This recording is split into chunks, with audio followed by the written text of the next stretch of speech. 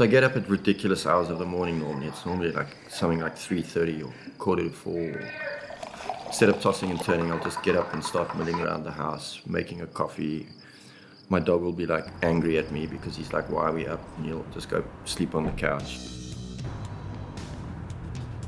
My local fly fishing spot's just over the hill for me, and I love to go fishing there in the mornings with my homies if I can. It's just a cool way of waking up and hanging out with your friends. And most of the time they're catching fish, I'm not even catching any fish. It's just rad to be around the whole vibe and stuff.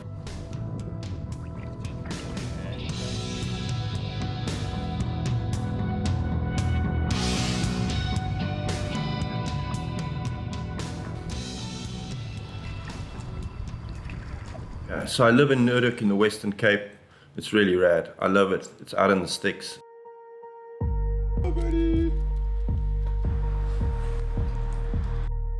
It's just a perfect headspace for me to put a magazine like The Mission together and to be creative. In my younger days, I would just fish for trout with my dad. I was born in 1975. I mean, catch and release wasn't invented yet.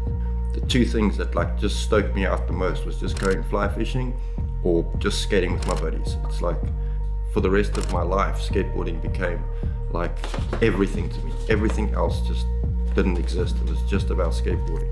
Yeah, like I've always turned the things that I love into my work. Like I've spent my whole life skateboarding and then started a skateboarding mag. Hi, welcome to Session Magazine. I'm BOD. So I decided like the best way for me to be able to skate every single day was make a magazine, because that way I could work on skateboarding every single day, and it's like it would pay me enough money to live like a skateboarder who's getting paid. When I was making Session, I was actually fishing most of the time. I was doing business from the streams at Indicale. There was no skateboard magazine in the country and I was tired of it. I was like, this is it. I'm gonna make a mag to bring the whole scene together and to like show what skateboarding was in South Africa. And the same applied to fly fishing and making a fly fishing magazine. So when Tudor, Conrad and myself decided to make a fly fishing magazine, it was like the exact same thing. It was like, now we can bring fly fishing to a wider audience in a way that we see it.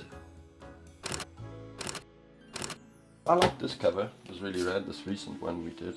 Lost Boys. I love articles like this when Conrad brings in his artworks and stuff.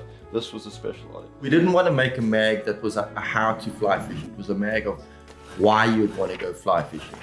And that totally comes across in our attitude and our stories and the look and feel of the magazine.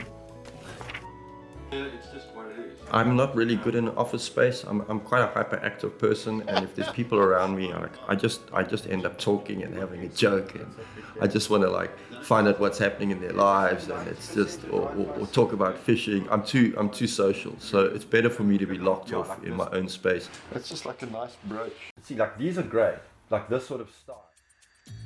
What I enjoy about working in magazines is it gives me a chance to work both behind the Mac and also outside, and I love getting outdoors and going and shooting articles and creative directing stuff and art directing stuff, much like I did with Session, going on skateboard road trips. Now I get a chance to go fly fishing trips with my buddies, and I also get to take my skateboard with me, which is even radder. In skating, there's so many different tricks to learn, you know, and it's kind of like in fly fishing, there's so many different fish you have to learn how to catch, and they each come with their own difficulties. The first saltwater fish you catch, it's just, your learning level just goes through the roof, and it just took fly fishing to a whole nother dimension completely.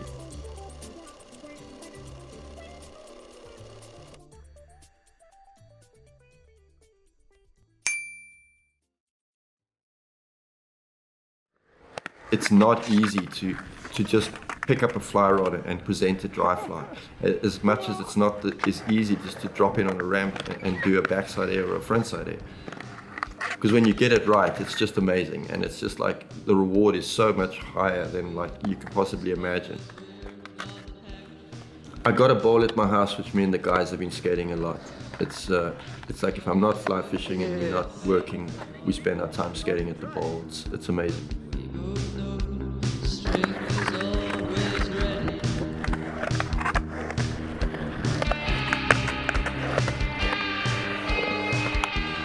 you know, being older now, skating, it's like, I look at it a lot differently. I'm just happy to be able to still do it and, you know, and help the younger guys who need it.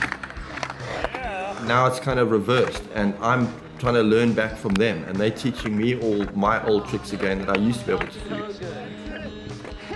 I find that there's huge similarities between skateboarding and fly fishing, and you just have to keep trying. You know, you try and you try and you don't make it, and you try and you don't make it, and then one day you get up and everything comes together and the stars align and you catch a fish.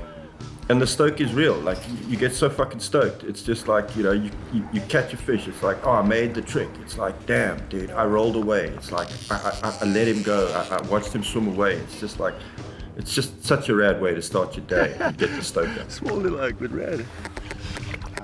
No, but it was so rad because we were going for them and we fucking like we had to get that one because they were just like going for it. Shot, bro. Woo.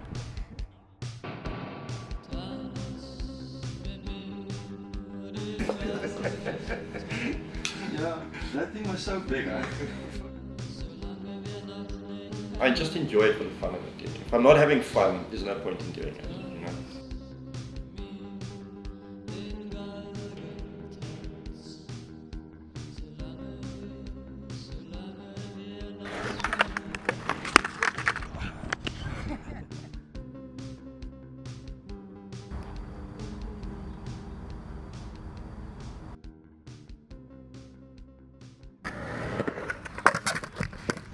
Yes. No,